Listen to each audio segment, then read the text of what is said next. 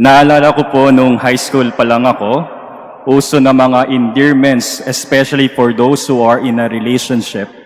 Siyempre, hindi rin ako nakaligtas sa stage na ito. Meron po akong katawagan noon na mommy, at ang tawag naman niya sa akin ay daddy. Hindi man kami nagkatuluyan, marami pa rin naman ang tumatawag sa akin ngayon na father. What's in a name?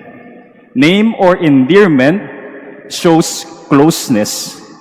It can describe one's relationship.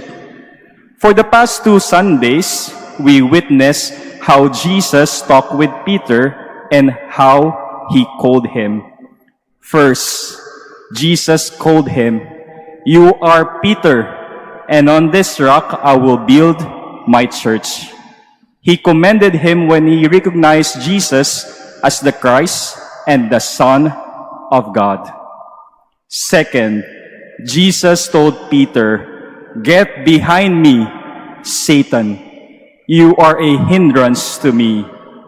Jesus rebuked Peter when he was scared to discover Jesus' passion, crucifixion, and death.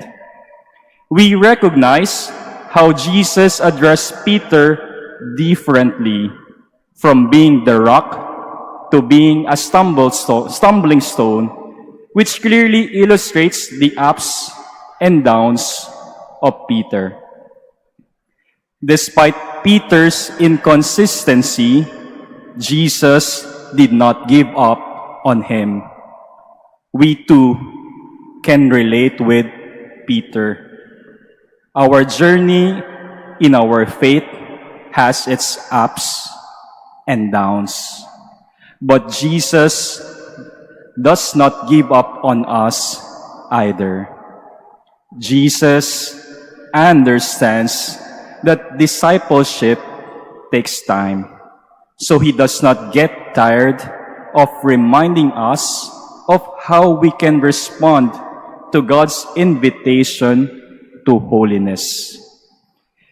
The gospel reading for today from Matthew speaks about the discourse of Jesus on discipleship.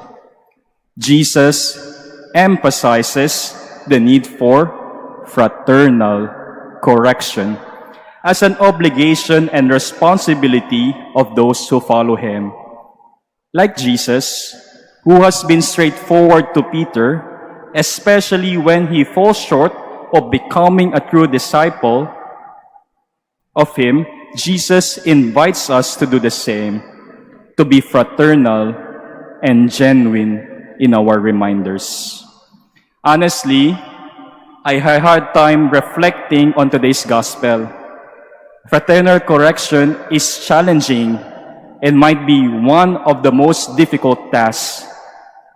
We, Filipinos, need to improve in communicating corrections. We are fond of sugarcoating, keeping things to ourselves, and ranting on social media. Pope Francis even warns us that when we see a mistake, a fault, a slip in that brother or sister, usually the first thing we do is to go and recount it to others, to gossip. And gossip closes the heart to the community, closes off the unity of the church. In short, huwag po nating makagawian ang chismis. Naging katawaan pa ngayon ang pangalang Marites. Let us make an effort not to gossip. Huwag chismis po ang ikalat natin, kundi ang pagmamahal ng Diyos. It is the love of Jesus who had embraced the tax collectors, Gentiles, and sinners. Pope Francis continues, it is only being before God can bring the brother or sister to face his own conscience and responsibility for his actions. If this matter does not work, then silence and prayer for the brother or sister who has made a mistake, but never gossip. Fraternal correction is a service we must render to one another, and it is only possible and effective when we recognize ourselves as sinners and in need of God's forgiveness.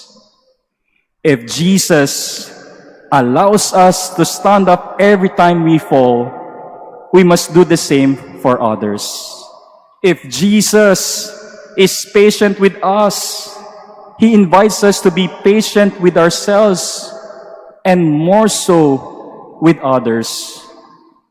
Remember, to become a true disciple of Jesus entails a lifetime commitment. Are we willing to commit ourselves to God? How can we do it? We have 3 points from our readings for today. The first point is from the book of the prophet Ezekiel. We are all responsible for the conversion of those who stray from the right path. The second point is from Psalm 95. We are reminded not to harden our hearts as we heed God's words. The third point is from the letter of St. Paul to the Romans. We should learn that authentic love does not harm people. In short, it is only a person who can truly love can commit oneself to God. St. Thomas Aquinas, our patron, even said, "To love is to will the good of the other." St. Thomas Aquinas, an Italian, must have been influenced by how they say "I love you" to someone dear to them, not necessarily romantic. Instead of "Ti amo," "I love you," they say "Ti voglio bene," which means "I wish you good. I want and desire what is good to you." If we truly love, we want what is good for the other. And we can only do that if we bring one another closer to God. No one should be left behind. As we continue this Eucharistic celebration, may we be reminded of Jesus' most significant act of love when He gave up His life for all of us, sinners and righteous, as He wants us all to be with Him. Let us receive Him in the Eucharist and be channels of love to others like Him.